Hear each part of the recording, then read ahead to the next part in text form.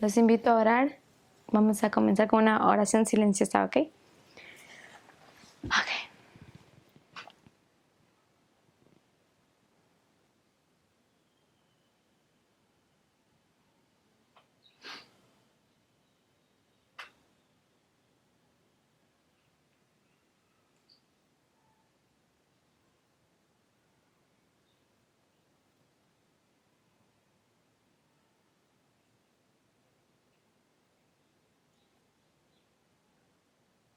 Amén.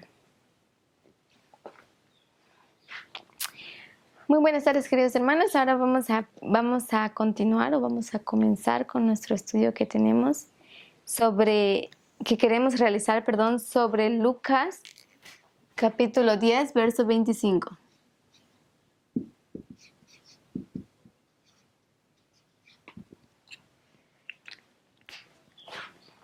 La razón por la cual nosotros vamos a estudiar este versículo es porque recientemente, en la actualidad, nuestro movimiento ha sido atacado por un tema en específico, Deuteronomio 22:5. El uso de la permisión de la mujer poder usar o no pantalones, ¿ok? Entonces, para explicar ese versículo más adelante, yo espero poder explicar claramente estos versículos, esta historia que nosotros tenemos aquí en Lucas, capítulo 10, 25. Esa es la historia del buen samaritano.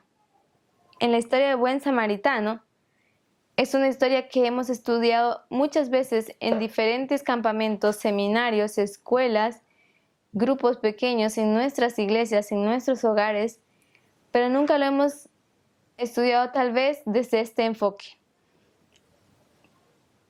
Pienso que necesitamos prestar atención ahora a la manera en que el Señor responde a esa pregunta. Vemos que en el versículo 25 se levanta una pregunta y el versículo dice así: y he aquí, un intérprete de la ley se levantó y dijo para probarle: Maestro, ¿haciendo qué cosa heredaré la vida eterna? Cristo responde: escrito está en la ley. ¿Cómo lees? Cristo responde: ¿qué está escrito en la ley y cómo lo lees? Nosotros podemos ver que la pregunta que el intérprete hace, aquí dice en el versículo 25, dice, se levantó y dijo para probarle. Pero nosotros vamos a ver a través de la Biblia que no era realmente su intención probar a Cristo alguna cosa. Su intención era cuestionarle, saber, entender realmente era lo que el abogado deseaba comprender sobre la ley. Él era fariseo, pero para él la explicación que los fariseos daban sobre la ley no era suficiente. Él entendía algo más allá.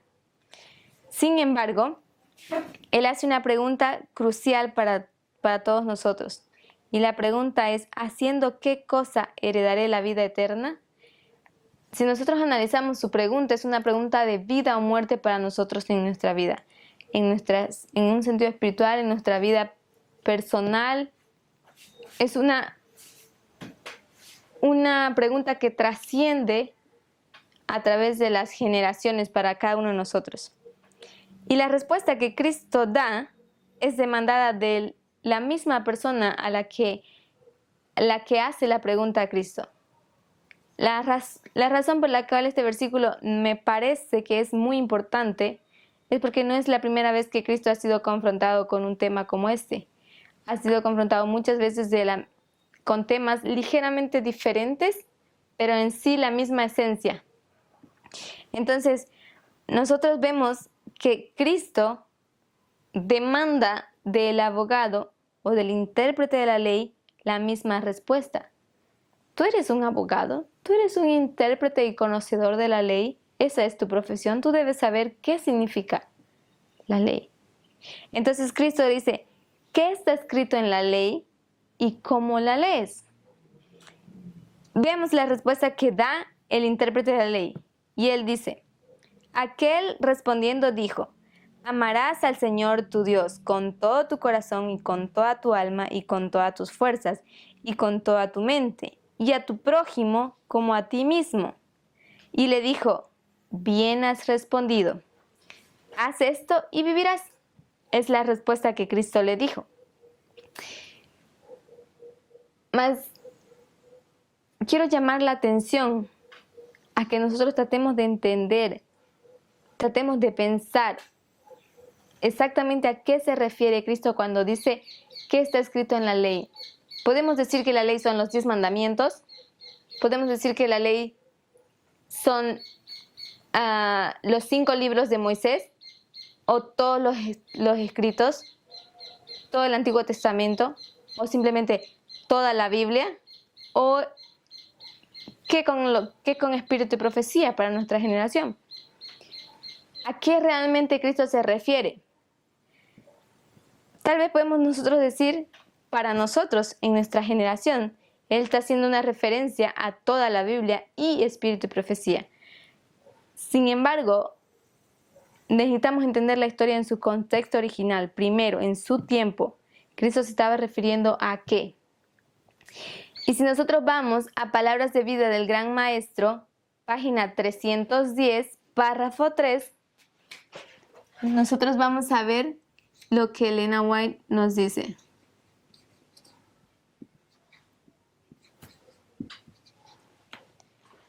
Veamos qué nos dice la sierva del Señor. Ella dice lo siguiente.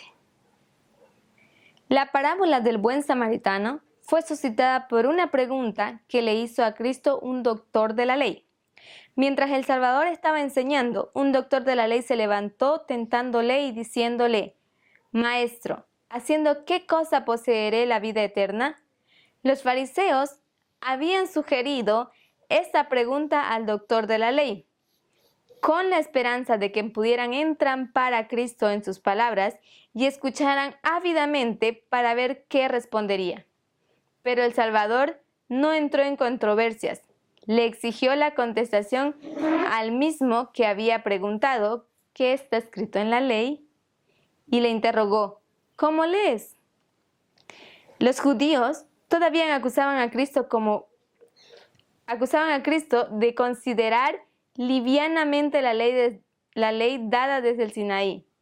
Pero Jesús volvió la pregunta referente a la salvación hacia la observancia de los 10 mandamientos. Cristo, cuando Él dice,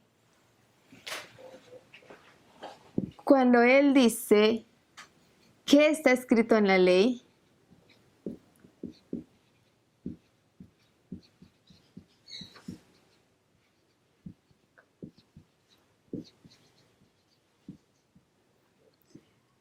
¿Y cómo la lees?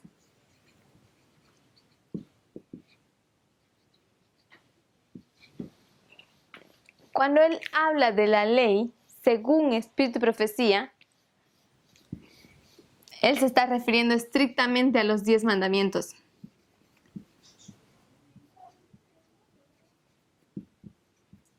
Sin embargo, cuando por primera vez se presentó el tema en Uganda, en la escuela de Uganda, con el hermano Parminder, cuando él presenta el tema, se dieron muchas respuestas que ya había mencionado.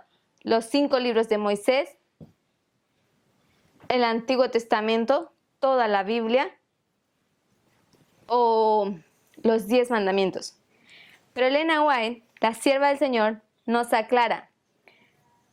Cuando ella dice, los judíos acusaban a Cristo de considerar livianamente la ley dada desde el Sinaí, pero Él volvió la pregunta referente a la salvación, porque la pregunta era, ¿haciendo qué cosa heredaré la vida eterna? Él está refiriendo a la salvación.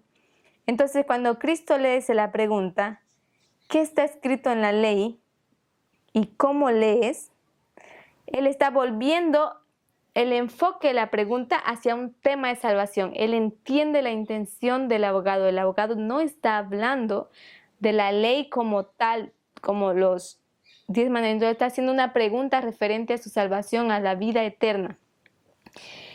Y él hace con la respuesta, cuando él hace que el intérprete le dé la respuesta, la cual es: amarás al Señor tu Dios con todo tu corazón y con toda tu alma y con todas tus fuerzas y con toda tu mente, y a tu prójimo como a ti mismo.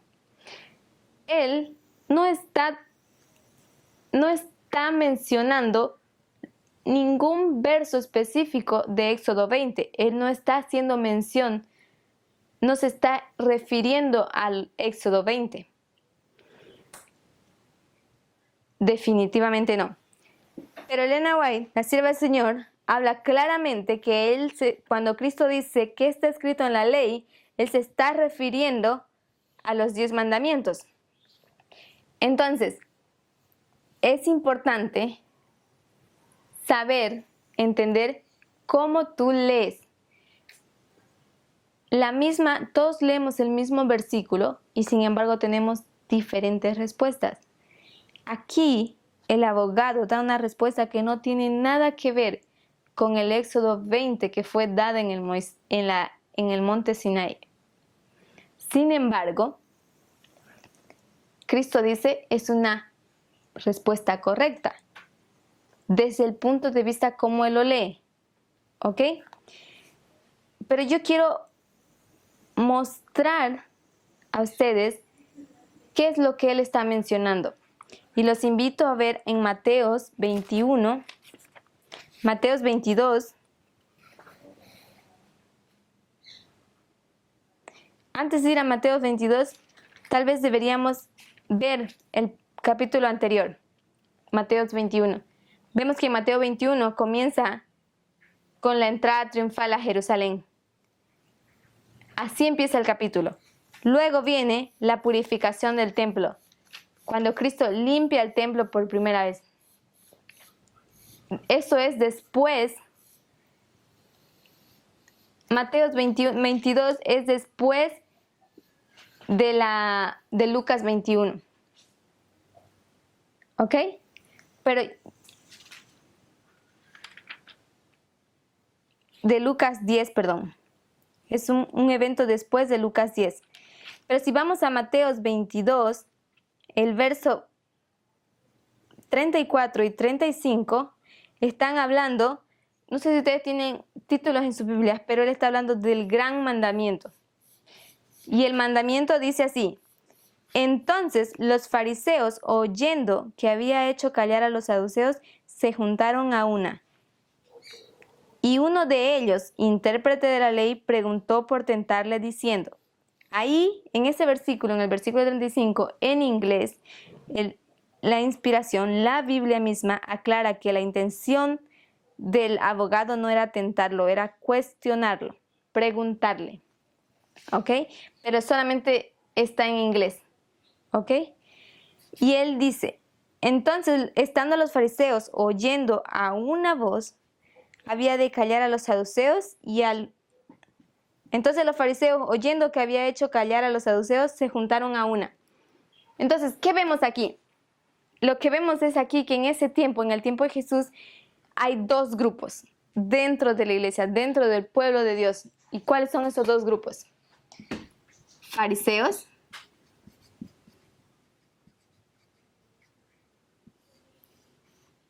y tenemos el grupo de los saduceos.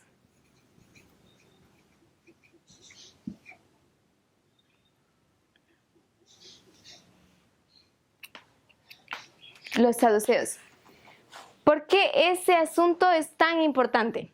Ese es un tema que nuestra iglesia ha estado lidiando desde el principio. Siempre hay dos grupos. En nuestro idioma, en nuestro lenguaje hoy en día, ellos son llamados conservadores.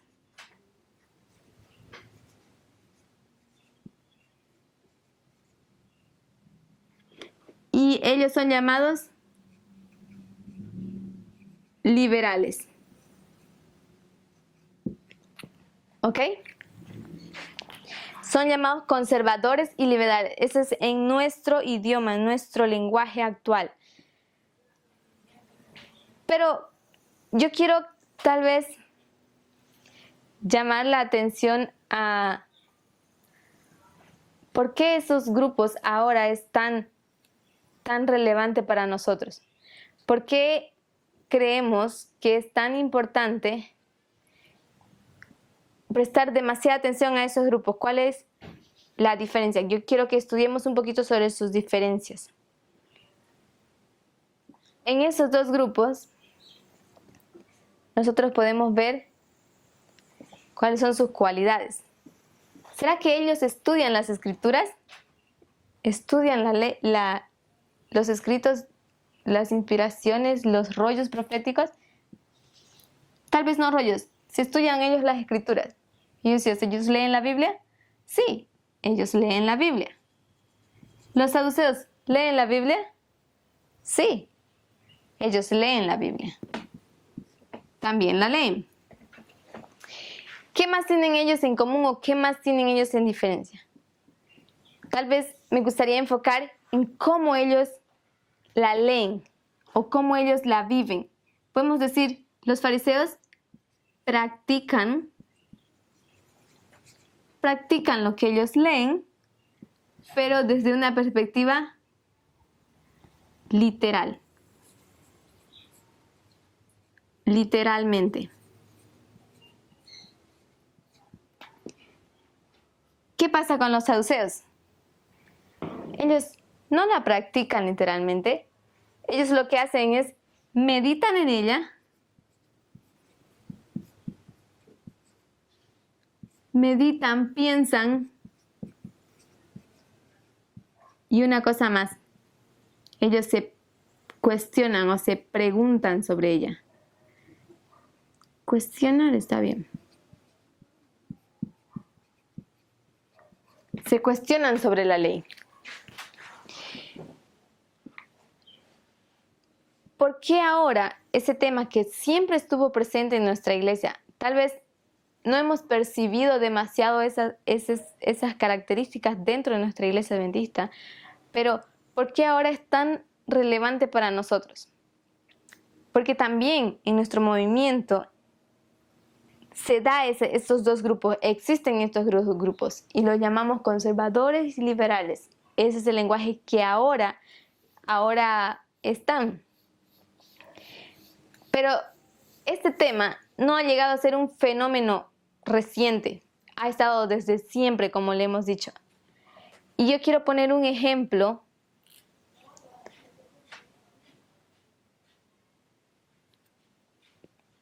por qué nosotros estamos tan interesados en estos dos grupos. Y quiero hacer un punto y espero no se tome de mala manera, ¿ok? Pero, por ejemplo, en nuestros estudios de Daniel 11, 40 al 45, nosotros sabemos que el anciano Jeff Pippinger, a él le fue mostrada esta verdad, pero surge una problemática. Él toma el verso 40, 41 y 42 y él dice, esos versos es una triple aplicación de profecía que viene en un juicio para que se cumpla la profecía que dice que el papado o el rey del norte ocupe el lugar y gobierne sobre sí mismo. Pero para eso estos tres poderes deben caer. Tal vez vamos un poco a Daniel 11, 40, 45 para que así podamos seguir con mayor facilidad. No vamos a hacer mucho énfasis, solo quiero hacer un punto ahí claramente. Y dice lo siguiente, pero al cabo del tiempo, el rey del sur contenderá con él, y el rey del norte se levantará contra él, como una tempestad con carros y gente de a caballo, y muchas naves, y entrará y pasará por las tierras, e inundará y pasará. ¿Cuál es el asunto en este tema? dice claramente, al cabo del tiempo, el rey del sur y el rey del norte contenderán con él. Perdón, el rey del sur contenderá con él, con el rey del norte. Y el rey del norte, dice, se levantará con él como una tempestad con carros y gente de a caballo y muchas naves. Entrará por las tierras e inundará y pasará. ¿Cuál es el asunto en ese versículo? Al final, después de que el rey del sur contiende contra el rey del norte, lo que hace el rey del norte es se levanta con mayor fuerza y él, ¿qué hace? Conquista tierras. Entonces, el asunto es meramente geográfico. Él está hablando de conquistar áreas, tierras, ¿ok? Es enteramente geográfico. Vamos al versículo 41. Dice, entrará a la tierra gloriosa y muchas provincias caerán, mas escaparán de su mano Edom, Moab, Amón y la mayoría de los hijos de Amón. ¿Qué significa eso? ¿Cuál es el asunto? En el versículo 41. Dice, entrará a la tierra gloriosa y muchas provincias caerán. Otra vez, ¿cuál es el asunto? Está hablando de tierras, la tierra gloriosa. Y hay otras provincias o otras naciones o pueblos que van a escapar de su mano, Edom, Moab y Amón. Entonces, seguimos. El tema, el asunto aquí, nuevamente es geografía o geográfico. Verso 42. Dice, extenderá sus manos con la tierra, extenderá su mano contra la tierra, las tierras, y no escaparán el país de Egipto. Entonces, nuevamente, es un asunto geográfico. Él está hablando de Egipto, un país. Específicamente son tierras, son territorios los asuntos. Es un asunto geográfico. Pero si en ese tiempo nosotros hubiésemos dado alguna otra sugerencia, no iba a ser recibida de tal manera que el anciano Jeff diga, mira, me parece lógico, sentémonos, estudiémoslo y analicémoslo. No era esa la postura que él hubiese tomado. Hubiese tomado, al contrario, tú estás en rebelión, en oposición, porque no aceptas lo que se ha revelado. ¿Sí? No hubiese acontecido eso. Entonces, hubiésemos sido calificados como rebeldes.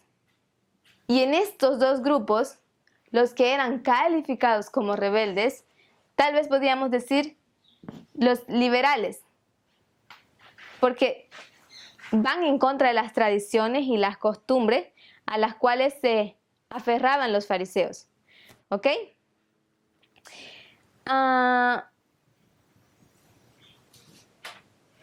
Yo quiero que entendamos cuáles son las diferencias doctrinales que ellos tenían.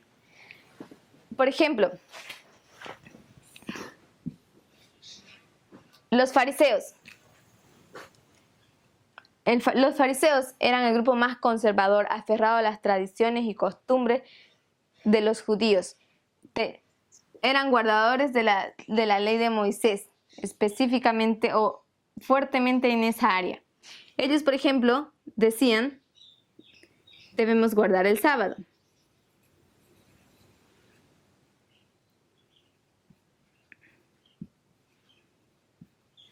Ellos decían, debemos guardar el sábado. Los saduceos decían, no pienso yo eso.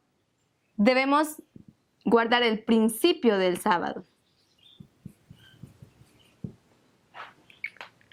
No necesariamente tú no puedes ir de shopping. Los fariseos dicen, tú no puedes ir de compras, de shopping el día sábado. Los saduceos dicen, pero ¿qué si yo necesito? Por ejemplo, yo tengo un enfermo y necesito necesito ir a la farmacia y conseguir el medicamento. Entonces ahí tal vez sí yo puedo quebrantar el sábado, pero estoy guardando el principio del sábado. Lo hago por una necesidad, no por un placer. ¿Me dejo entender? Esa era la perspectiva que tenían los saduceos. Los conservadores, ellos dicen no mujeres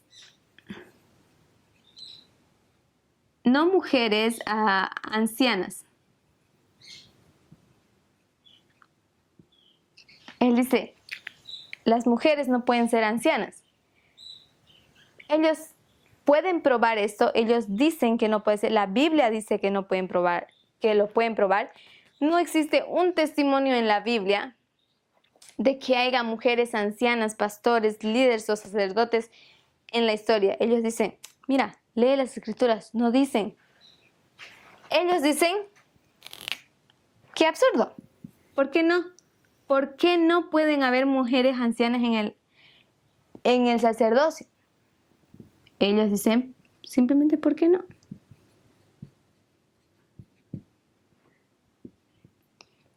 Ellos dicen, no mujeres, las mujeres, perdón, no pueden usar pantalones. No puede vestir pantalón.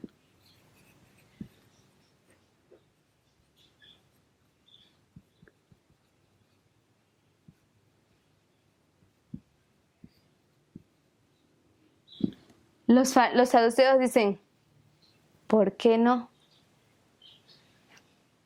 Es absurdo, es tonto pensar, es ridículo pensar que Dios no le va a permitir el ingreso al cielo solo porque una mujer vista pantalones. Ellos dicen, yo no sé a qué tipo de Dios ustedes sirven. No es el mismo que nosotros servimos, nosotros tenemos otra perspectiva de Dios.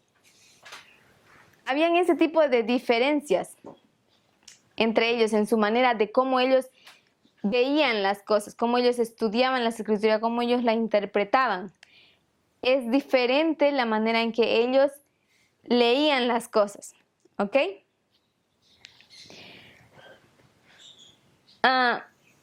Sin embargo, los fariseos podían responder ante ellos, dice, ¿pero tú qué dices? ¿Acaso tú no has leído lo que dicen las reglas de Moisés? ¿Tú no has leído los 10 mandamientos? ¿Acaso tú no conoces Deuteronomios 22, 5, donde dice que la mujer no vestirá vestimenta de hombre porque eso es abominación para Dios? Él le dice, no sé cómo tú lees. Es ridículo. Pero sin embargo ellos tienen cómo defender, cómo probar su postura. Mas ellos también tienen cómo cuestionar esas cosas, porque ellos se cuestionan, meditan, tratan de entender cuál es la intención de Jesús en todo eso. Entonces, nosotros queremos ser parte de qué grupo o de qué grupo somos parte. Ninguno de esos dos grupos gusta el uno del otro. Los fariseos no gustaban de los saduceos y los saduceos no gustaban de los fariseos. Entonces, nosotros decimos, ¿de qué lado, cuál va a ser nuestra postura, cuál va a ser nuestra posición?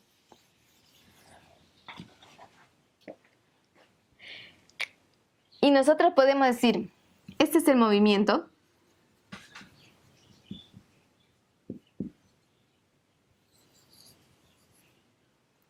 Aquí están los fariseos.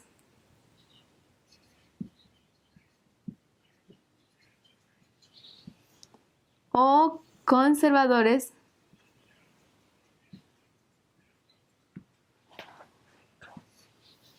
Y aquí están los saduceos.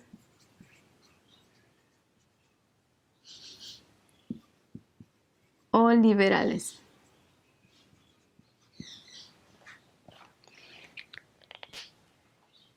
Ellos dicen, los fariseos dicen, debemos guardar la ley.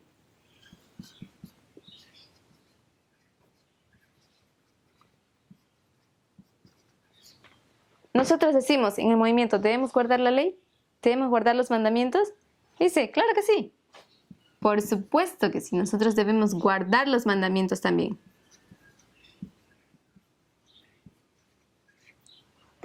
Los fariseos dicen, debemos guardar el sábado. Ya, nosotros tenemos aquí, debemos guardar los sábados. ¿Nosotros guardamos el sábado? Sí, definitivamente. ¿Cómo ellos leen? ¿Cómo los fariseos leen esa situación? ¿Qué significa para ellos guardar la ley? ¿O cómo ellos lo hacen? Simplemente moralmente.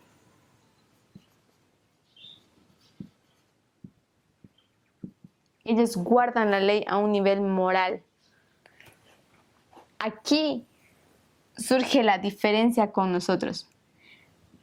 Nosotros guardamos la ley, pero existe una cosa que nos hace diferente y es la profecía. Nosotros incorporamos profecía en nuestra manera de leer y estudiar, en nuestra convicción. Los saduceos, ellos simplemente dicen, no ley. Los fariseos, ellos hacen de la ley su prueba. Ellos hacen de un asunto moral, ellos hacen una prueba. Cuando ellos dicen,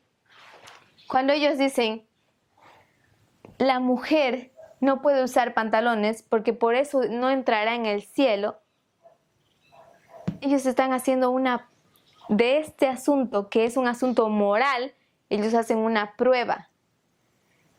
Mas no es para nosotros así. Lo que es para nosotros una prueba es la profecía.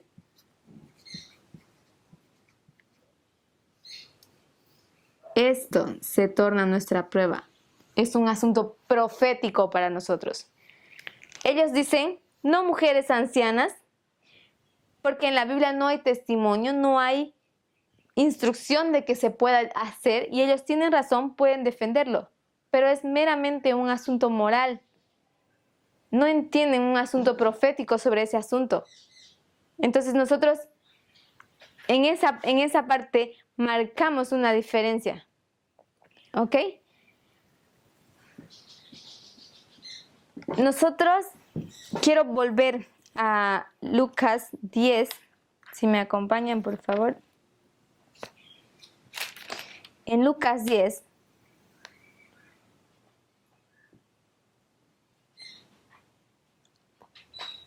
cuando el intérprete responde, amarás al Señor tu Dios con todo tu corazón, con toda tu alma y con todas tus fuerzas y con toda tu mente, y a tu prójimo como a ti mismo, Él está haciendo exactamente esto acá.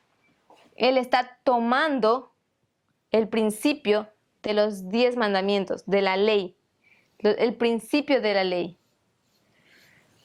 Pero es porque Él entiende que hay un significado más allá que el que los fariseos le han explicado. En Palabras de Vida del Gran Maestro, el mismo capítulo de la página 310, Elena White, la sierva del Señor, ella explica que para él no era suficiente la respuesta de los fariseos. Y él entendía en el mensaje de Cristo, en los versículos anteriores de Lucas 10, versículos 23 y 24, Cristo dice lo siguiente, y volviéndose a los discípulos, les dijo, aparte, bienaventurados los que ven lo que vosotros veis, porque os digo que muchos profetas y reyes desearon ver lo que vosotros veis y no lo vieron, y oír lo que vosotros oís y no lo oyeron. Cuando el intérprete hace esa pregunta, él tiene el propósito, él comprende que hay un mensaje más profundo que el que sus oídos oyen. Y él hace una pregunta. Y la respuesta que él recibe de Cristo son estas dos preguntas. ¿Qué está escrito en la ley? Y él responde, lo que está escrito en la ley. ¿Y cómo él la lee? ¿Es un abogado? Si Cristo hubiese dicho que su respuesta era incorrecta, entonces los fariseos tendrían que haber reconocido que su manera de interpretar la ley era errada.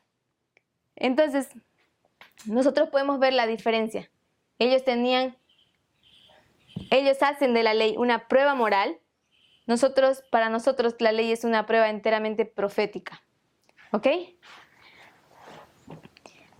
Ahora, cuando Cristo le dice, bien has dicho, haz esto y vivirás, ¿qué se refiere Cristo cuando dice eso? Yo quiero que ustedes entiendan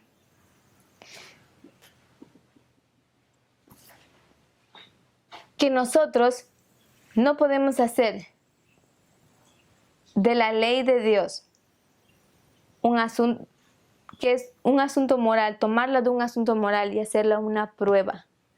Porque en el momento que nosotros tomamos la ley moralmente y la tornamos una prueba, nosotros tomamos la ley de Dios y cambiamos por la ley del hombre.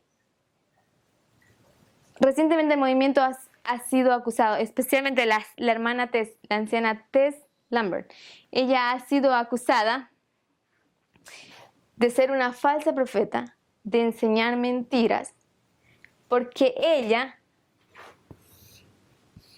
explicó porque ella profetizó este evento 9 de noviembre del 2019. Y tal vez ellos nos pregunten a nosotros, ¿qué aconteció ahí? Y nosotros decimos, no sé, no había un evento externo, tal vez no podamos explicarlo todavía.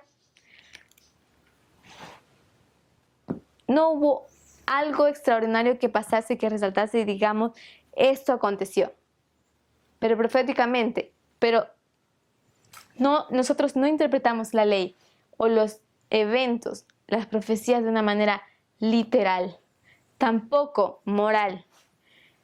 Definitivamente no entendemos qué aconteció ahí completamente, pero después vendrá un aumento de conocimiento sobre eso y tiene que ser este año. Ellos dicen, ustedes no saben lo que ustedes profetizan, pero nosotros, que somos expertos en profecía de tiempo, nosotros sí sabemos qué acontece. Y ellos toman el 9 de noviembre del 2019 y el 7 de septiembre del mismo año. 7 de septiembre del mismo año es cuando el ministerio Future for America se levanta, el anciano Jeff se levanta por primera vez para hacer un ataque público y abierto hacia el movimiento, hacia la lideranza del movimiento. Y ellos dicen, del 7 de septiembre al 9 de noviembre es la mitad de 126. Son 63 días. Y nosotros decimos, wow, suena mágico. ¿Por qué? Porque 126 es un símbolo de 2520. Ellos introducen la idea de que ahora en ese periodo del 7 de septiembre al 9 de noviembre el movimiento iba a sufrir una gran dispersión. Y eso no es así. Luego ellos dicen, del 9 de noviembre al 20 de enero del 2020, aquí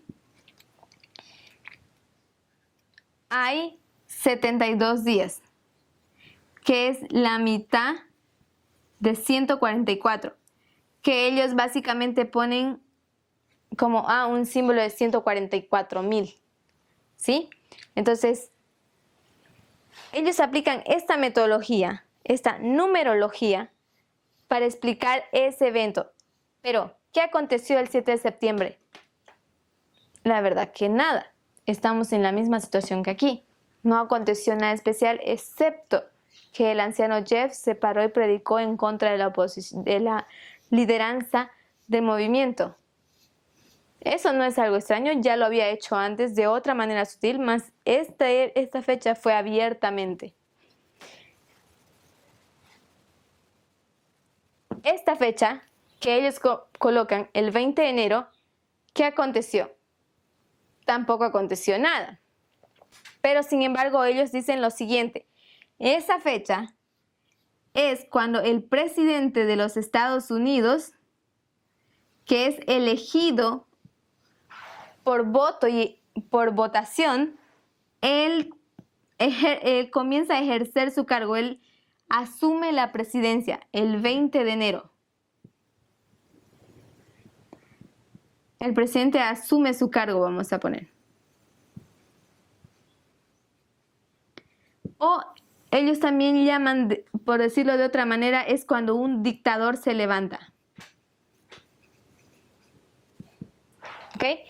Y ellos usan ese término, que es un término que la hermana Tess usa cuando ella explica la parábola de Pirro o todas esas otras historias sobre el rey del sur, rey del norte, Rusia y esas historias que nos llevan a este evento.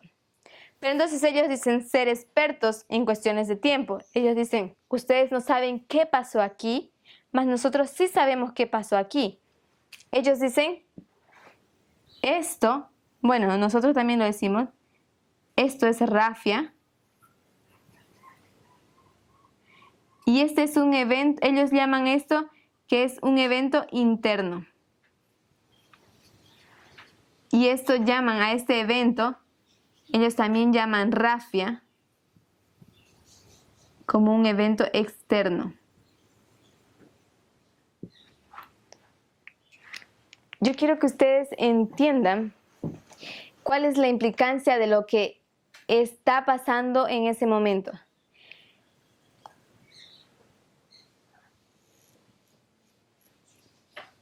Lo que ellos están haciendo es crear un nuevo hito.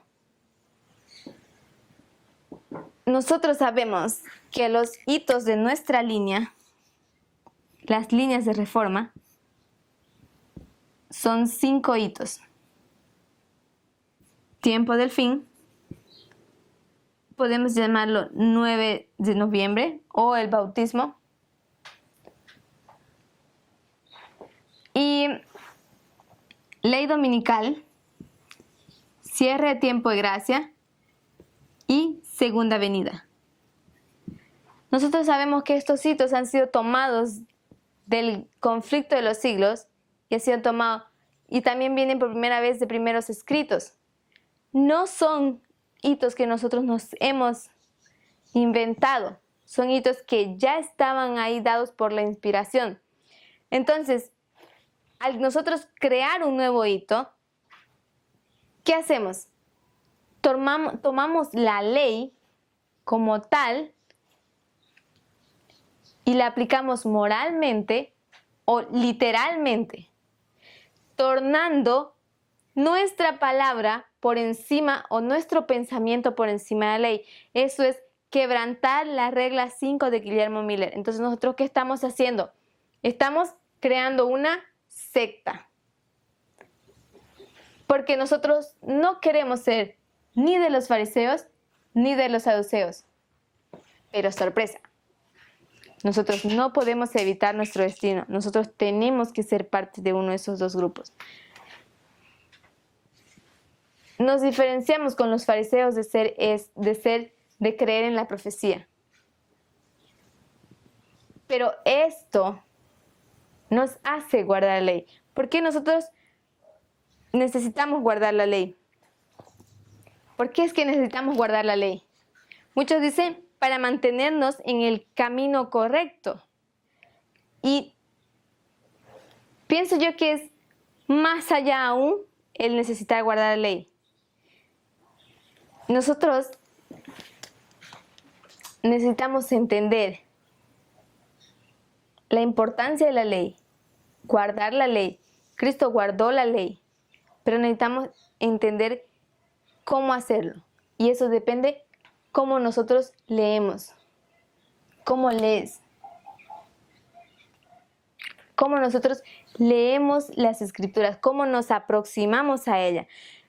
Hoy en día, por ejemplo, en el asunto de Deuteronomios 22:5, la mujer no vestirá pantalón, porque esto es, la mujer no vestirá traje de varón, porque esto es abominación para Dios, ¿sí? En ese asunto, ellos hacen de la ley un asunto moral, y ellos dicen, bueno, si es un asunto moral, ellos tienen que aplicar las leyes de reforma. Y ellos van, antes de ir al texto bíblico, ellos van a Espíritu y Profecía, y ellos dicen, mira, Elena White, la sierva del Señor, la profeta del Señor, ella simplemente dice, no lo vistan, no usen pantalones, no lo hagan. Ella lo dice claramente. Pero yo les hago una pregunta. La hermana White, ¿ella escribe literalmente o escribe parabólicamente? Y sí, ella escribe literalmente. Ella está en la misma situación. Porque al aplicar o al entender, al aproximarnos a Espíritu y Profecía, nosotros nos aproximamos y lo que queremos hacer es aplicar las reformas de vestimenta. Reforma de vestimenta o la reforma de salud. Y la reforma de vestimenta y la reforma de salud es igual a ¿qué? Equivalen igual a ¿qué? Son igual a los 10 mandamientos.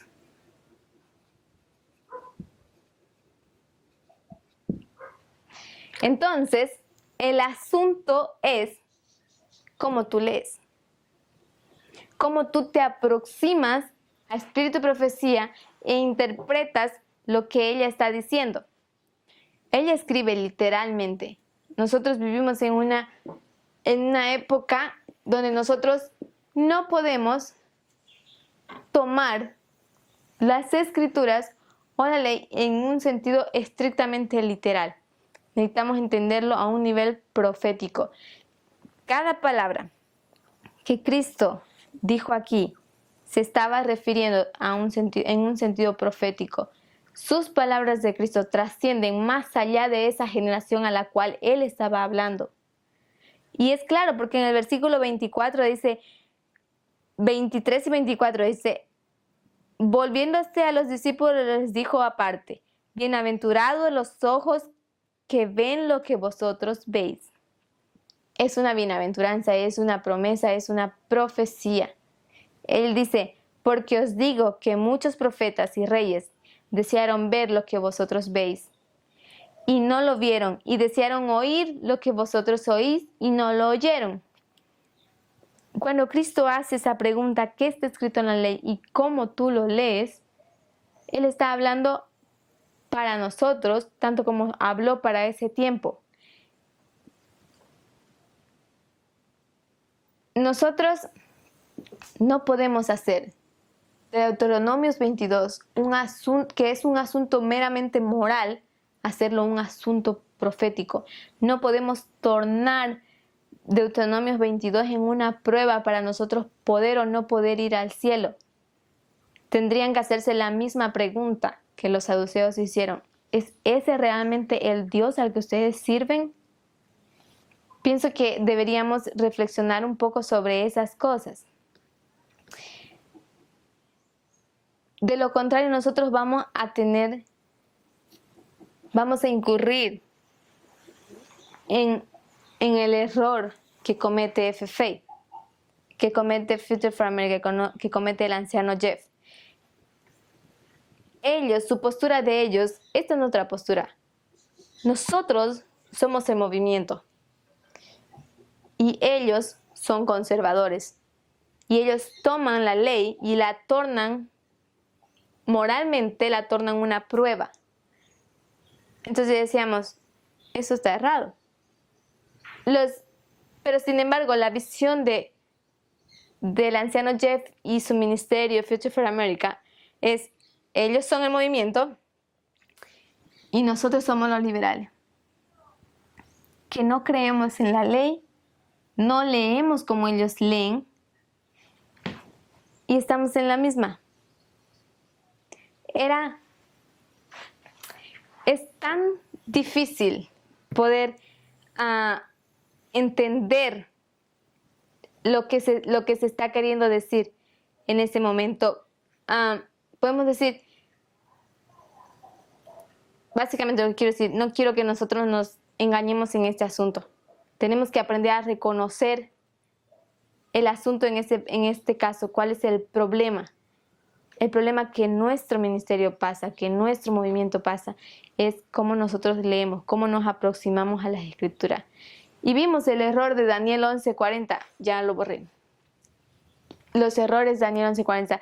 Abarcamos erradamente ese versículo y no entendimos que el asunto era geografía. Lo mismo hacemos con Espíritu de Profecía. Lo mismo se están haciendo con estas fechas aquí. 7 de septiembre, 20 de enero. ¿Cuál es el asunto? Nosotros decimos en cuanto a esta postura que después de cada línea de reforma tenemos un aumento de conocimiento y una formalización que va desde el tiempo del fin hacia el momento de la prueba. Entonces, ese es un hito que se marcó para nosotros, es Rafia, y para nosotros esto fue el cierre del tiempo de gracia. Pero sin embargo, este mismo patrón se repite en cada dispensación aquí presente. Entonces, después de esta dispensación, cierre de tiempo de gracia, estamos aquí. Aquí también tenemos como próximo hito un aumento de conocimiento y esto será dado este año. Pues el otro hito tenemos para el 2021. Y luego tenemos formalización. Aquí nosotros estamos en un aumento de conocimiento. Y en ese hito, en este año, en este periodo, se nos dará, el Señor revelará si es su voluntad, abrir entendimiento sobre este evento. Pero nos ha mostrado vez tras vez en cada dispensación cómo el Señor ha operado. Él va a operar de la misma manera en esta generación, en esta dispensación. Necesitamos mantenernos firmes en eso y no incurrir en los mismos errores. Necesitamos entender cómo nosotros leemos. Para terminar, yo quiero hacer un resumen de lo que hemos visto. Hemos tocado el tema de Lucas 10:25, donde hemos visto la conversación en la historia de el buen samaritano. Hemos visto la conversación entre Cristo y un abogado, defensor e intérprete de la ley, que él cuestiona a Cristo sobre qué cosa se debe hacer para heredar la vida eterna. Pero Cristo demanda la respuesta de él mismo y él dice... Él no menciona los 10 mandamientos, no menciona el Éxodo 20 como tal. Lo que él hace es dar el principio el principio de los 10 mandamientos. Su principio es: amarás al Señor con toda tu mente, con toda tu alma y con todo tu corazón. Si nosotros vamos a Espíritu y Profecía, palabras de vida del Gran Maestro, dice lo siguiente, párrafo 311.2. Él dice lo siguiente: el doctor de la ley no estaba satisfecho con la posición y las obras de los fariseos. Había estado estudiando las Escrituras con el deseo de conocer su verdadero significado. Tenía interés vital en el asunto y preguntó sinceramente: ¿haciendo qué cosa? En su contestación referente a los requisitos de la ley, él pasó por alto todo el cúmulo de preceptos ceremoniales y rituales. Se está refiriendo a Éxodo 20. A estos no les atribuyó ningún valor, pero presentó los dos grandes principios de los cuales dependen toda la ley y los profetas. la alabanza que hizo el Salvador de esta respuesta colocó a Cristo en una situación ventajosa con respecto a los rabinos. No podían condenarlo por sancionar lo que había sido presentado por un expositor de la ley. El intérprete de la ley, el abogado de la ley, él entiende que la ley no se debe practicar literalmente. Él pasa por alto todas las ceremonias y ritos.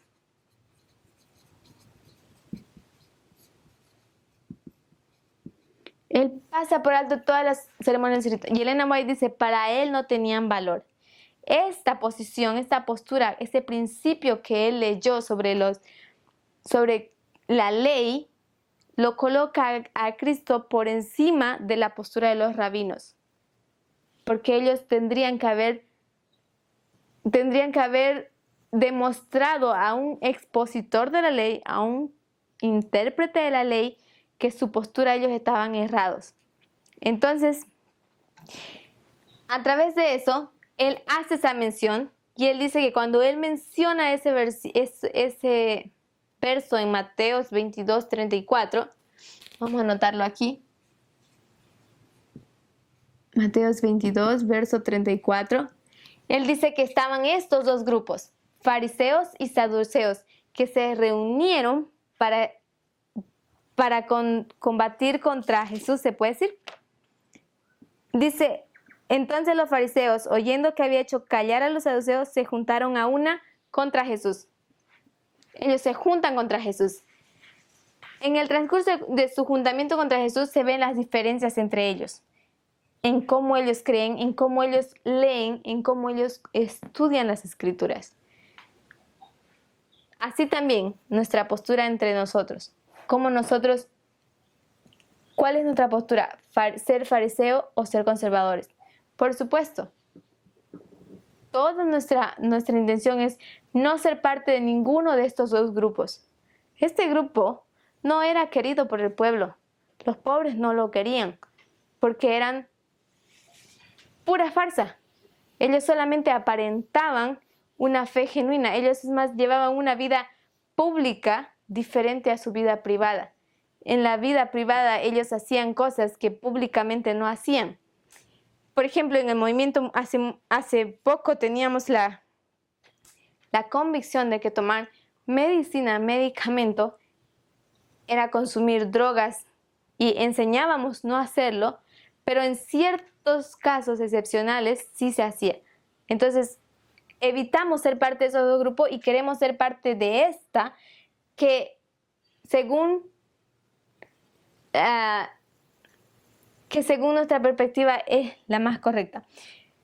Nosotros queremos ser parte, pero como hemos visto, no podemos ser enteramente separados de ellos dos. Tenemos algo de ambos dos grupos. Tenemos la ley que nos une al grupo de los fariseos y tenemos la profecía.